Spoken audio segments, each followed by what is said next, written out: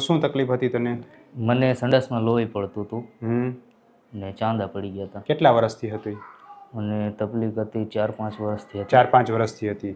તમારી એક વિડીયો જોઈને એક ભાઈ આવ્યા હતા, એમને મટી ગયું હતું. હમ તો વાયા એમને ખબર પડી કે ભાઈ આ છોકરાને આ તકલીફ છે. એ મને જાણ કરી. બરાબર. અહીંયા તને જાજો. એક ભાઈએ કીધું કે વિડીયોમાં મેં જોયું હતું ને એને મટી ગયું છે. મને મટી ગયું છે એટલે તને તું પણ અહીંયા જાજે. બરાબર છે. એટલે વસ્તુ એમને ચાંદ જ પડી ગયા હતા અને મને ચાંદ જ પડી ગયા હતા. બરાબર.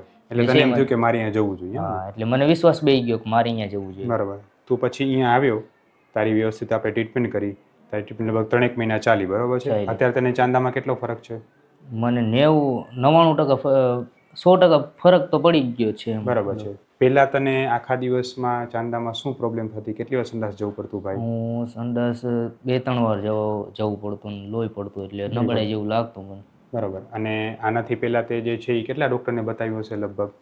મેં ઘણા ડૉક્ટરને આશરે 15-20 ડૉક્ટરને 15-20 ડૉક્ટરને બતાવ્યું.